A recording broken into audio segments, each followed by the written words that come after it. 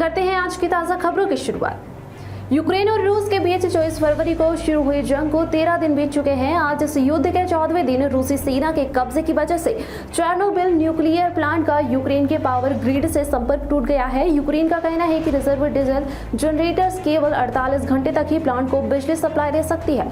इसके बाद प्लांट की कूलिंग सिस्टम के लिए बिजली नहीं मिलेगी और रेडिएशन होने लगेगा। जहां दुनिया का ध्यान कोरोना और रूस यूक्रेन युद्ध पर है, वहीं वैज्ञानिकों ने अमेज़न के जंगल के लिए एक भयानक भविष्यवाणी की है।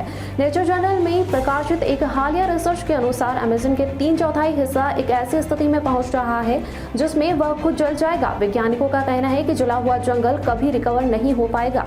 इसका मतलब यह है कि मैदानों में तब्दील हो जाएगा। अमेज़न की मदद इंसान भी नहीं कर सकेंगे। रूस के हमले के बाद यूक्रेन में तमाम शहर इंसान और जानवरों की कब्रगाह बन गए हैं, तो लोग किसी तरह अपनी जान बचाकर भागने में लगे हुए हैं।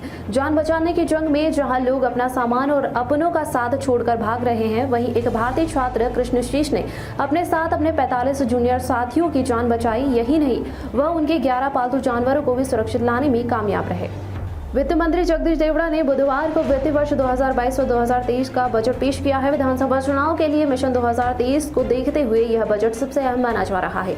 ऐसे में मंत्रियों के बीच हुए बंटवारे पर भी सभी का ध्यान है। खेमे के लिहाज से देखें तो सिंधिया समर्थक मंत्रियों की तुलना में शिवराज के मंत्रियों से ज्यादा बजट अलॉट किया गया है। महाकालेश्वर मंदिर में गुरुवार को सुबह भस्म आरती में बाबा महाकाल का चंदन भांग ड्राई फ्रूट्स और फूलों से श्रृंगार किया गया। सिर पर रजक मुकुट त्रिपुंड धारण कर मुंडमाल और रुद्राक्ष की माला धारण कर फूलों की माला अर्पित की गई। फल और मिष्टान का भोग लगाया गया। पीले वस्त्र अर्पित किए गए। पंचामृत अभिषेक पूजन के बाद बाबा महाकाल को भस्म चढ़ाई गई। मध्य प्रदेश विधानसभा में 2022 व 23 का बजट पेश होते ही सत्ता पक्ष और विपक्ष के बीच इसको लेकर बहस शुरू हो गई है। सत्तारूढ़ बीजेपी इसे सभी वर्गों के लिए कल्याणकारी होने का दावा कर रही है, तो कांग्रेस नेताओं ने इसे झूठ का पुलिंदा बताया है। मध्य प्रदेश विधानसभा में बुधवार को मध्य प्रदेश का बजट पेश हुआ। बजट में इंदौर को भी 7 सड़कों की सौगात मिली है। बजट में इन 7 सड़कों के लिए 26 करोड़ रुपए मिले हैं। इन सड़कों के बनने से यहाँ ट्रैफिक सुगम होगा, वहीं आमजन की परेशानियां भी दूर होगी। ग्वालियर में बीए की छात्रा से रेप का मामला सामने आया है। पीड़िता की सहेली ने नौकरी का झांसा देकर उसे आरोपी से मिलवाया था। आरोपी ने नौकरी लगवाने की बात कहते हुए कोल्ड ड्रिंक और चिप्स ऑफर किए। ड्रिंक पीते ही छात्रा बेहोश हो गई। इसके बाद छात्रा को दोनों कार से जडेरुआ बांध के पास ले गए। वहां आरोपी उससे रेप करता रहा और सहेली ने उसके फोटो और वीडियो बना लिए। पुलिस ने पीड़िता की शिकायत पर दोनों के खिलाफ केस दर्ज कर लिया है। जिले के राघवगढ़ इलाके में एक शिक्षक को आजीवन कारावास होने के बाद मंगलवार को उसे नौकरी से बर्खास्त कर दिया गया। 18 साल पुराने मामले में अब जाकर उस पर कार्रवाई की गई है। वह जेल में बंद है। उसे एक हत्या के आरोप में सजा सुनाई गई थी। नॉन इंटरलॉकिंग के काम का असर कई ट्रेनों पर हुआ। इसके चलते कई ट्रेनों को निरस्त कर दिया गया है। ट्रेनों के निरस्त होने से यात्रियों को परेशानियों का सामना करना पड़ सकता है। तुकोगंज में शोरूम से कपड़े चुराने के मामले में पुलिस ने 2 आरोपियों को पकड़ा है। यह दोनों अपने अंडरगारमेंट्स में शोरूम से कपड़े चुराकर भाग जाते थे। उनकी चोरी शहर के एक जींस के शोरूम में कपड़े चुराते हुए पकड़ी गई है। सीसीटीवी के आधार पर पुलिस ने दोनों को पकड़ लिया है। दोनों ने पहले भी इसी तरह से कपड़े चुराने की बात स्वीकार की है। ईओडब्ल्यू की छापेमारी के दौरान उज्जैन में शिक्षा विभाग के लिपिक धर्मेंद्र चौहान के घर से मात्र 34,000 की नकदी मिली है। ईओडब्ल्यू ने प्रारंभिक जांच के बाद खुलासा करते हुए कहा कि लिपिक के घर से बेनामी संपत्ति होने के रिकॉर्ड मिले हैं। इंदौर के प्रसिद्ध खजराना गणेश मंदिर में दान पेटियों को खोला गया। दान पेटियों में 20 से 25 लीटर सोने चांदी के आभूषण, लोहे का एक गुल्लक, विदेशी मुद्रा, बंद हो चुके 1000 और 500 रुपए के नोट सहित करीब 35 लाख रुपए की राशि निकली है। भक्तों ने लेटर लिखकर भगवान से अपनी मनोकामना पूरी होने की अर्जी लगाई है। इंदौर में बेलगाम बार एवं पब पर प्रशासन और आबकारी विभाग ने कार्यवाही की है। शहर के विजयनगर इलाके में चल रहे 3 पब को सील कर दिया गया है। प्रशासन को सूचना मिली थी कि तीनों पब में अवैधानिक गतिविधियां चल रही है, जिसके चलते यह कार्यवाही की गई है। किसानों के लिए बुरी खबर। राजगढ़ जिले के खिलचीपुर विधानसभा के चापेड़ा क्षेत्र के गांव में तेज बारिश के साथ ही ओले गिरे। राजगढ़ ब्यावरा क्षेत्र में हवा के साथ हल्की बूंदाबांदी और पानी गिरा। मथुरा के बरसाना में लड्डूमार होली खेली गई। श्री जी के महल में लड्डुओं से होली खेली जाएगी। साथ ही बरसाना में लट्ठमार होली शुक्रवार को होगी। 3 टन लड्डुओं की बरसात श्रद्धालुओं पर होगी। देश विदेश से लाखों की तादाद में श्रद्धालु हिस्सा लेते हैं।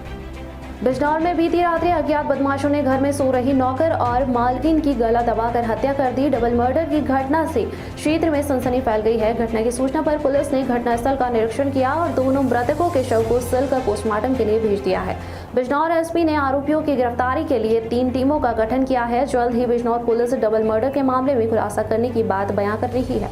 गोरखपुर बच्चों के लिए आज के दिन को मुख्यमंत्री योगी आदित्यनाथ ने यादगार बना दिया। लखनऊ लौटते समय एमपी पॉलिटेक्निक हेलीपैड पर पहुंचे सीएम योगी पहले से उनका इंतजार कर रहे बच्चों के बीच पहुंचे और सभी को चॉकलेट देकर प्यार दुलार किया। बच्चों की इच्छा पर सभी बच्चों को उन्होंने हेलीकॉप्टर में एक चक्कर घुमाने के लिए बैठाया, लेकिन हेलीकॉप्टर के स्टार्ट होते ही कुछ बच्चे डर गए, लिहाजा बच्चों को उतार कर मुख्यमंत्री लखनऊ के लिए रवाना हो गए। बच्चे भी हेलीकॉप्टर पर बैठने की खुशी समेटे अपने घर को लौटे। राजगढ़ कलेक्टर हर्ष दीक्षित ने राष्ट्रीय वयोश्री योजना एवं मैपिड योजना अंतर्गत वरिष्ठ नागरिक तथा दिव्यांगजनों को सहायक उत्पादन केंद्र एलएम को भारतीय कृत्रिम अंग निर्माण निगम कानपुर के माध्यम से वरिष्ठ नागरिक व दिव्यांगजनों को कई चीजें भेंट की। फर्रुखाबाद जनपद की कोतवाली सदर क्षेत्र के मोहल्ला नई बस्ती में नमकीन के गोदाम में अचानक भीषण आग लग गई। आग लगते ही गोदाम में रखे घी के टीन की वजह से देखते ही देखते आग ने विकराल रूप धारण कर लिया। पूरा गोदाम जलकर राख हो गया। जानकारी के मुताबिक नमकीन कारखाने में तकरीबन 20 लाख से अधिक की संपत्ति समेत मौजूद सामान जलकर राख हो गया। मछुआरा थाना क्षेत्र में पूर्व मंत्री रामपाल राजवंश के गांव कुंदोली में उन्हीं के द्वारा बनवाए गए मंदिर के सामने तीर्थ में एक कांस्टेबल रवि ढाका मृत अवस्था में पाए गए। रवि करीब 6 माह से पूर्व मंत्री की सिक्योरिटी में तैनात था। मौके पर मिश्रिक सीओ मछुआरा थाना inspector Mukesh Verma police force के साथ मौके पर पहुंचे और शव को पोस्टमार्टम के लिए भेजा। कोटा चौराहे स्थित गोविंद सिंह गुर्जर स्मारक पर बुधवार को नसीराबाद विधानसभा के पूर्व विधायक व पीसीसी सचिव महेंद्र सिंह गुर्जर के सानिध्य में कई कार्यकर्ताओं के साथ सादगी और सरलता की पूज्य बाबा साहब स्वर्गीय गोविंद सिंह गुर्जर की जयंती मनाई गई। रायसीनगर उपखंड क्षेत्र के गांव समेचा कोठी में प्रिंसिपल का शव देख स्टाफ हक्का बक्का रह गया। सबके पैरों तले जमीन खिसक गई। समेचा थाना क्षेत्र के राजकीय उच्च प्राथमिक बालिका विद्यालय के प्रिंसिपल बुधवार प्रातः स्कूल में मृत मिले। स्टाफ के स्कूल पहुंचने पर घटना की जानकारी सामने आई। इस पर समेचा थाना पुलिस को सूचना दी गई। पुलिस ने पहुंचकर शव को अस्पताल मोर्चरी में रखवाया। तमन्ना भाटिया ने बबली बाउंसर के पहले शेड्यूल की शूटिंग पूरी कर ली है। इस बात की जानकारी मेकर्स ने खुद फिल्म के सेट में तमन्ना का एक फोटो सोशल मीडिया पर शेयर कर दी है। इस फोटो में उनके साथ फिल्म के डायरेक्टर मधुर भंडारकर भी नजर आ रहे हैं। न्यूजीलैंड महिला वर्ल्ड कप के 8वें मैच में भारत के सामने 261 रन का टारगेट रखा है। टॉस हारकर पहले बैटिंग करते हुए कीवी टीम ने 9 विकेट खोकर 260 रन बनाए। फिलहाल के लिए बस इतना ही। ताज़ा खबरों के लिए देखते रहिए i24/7 न्यूज।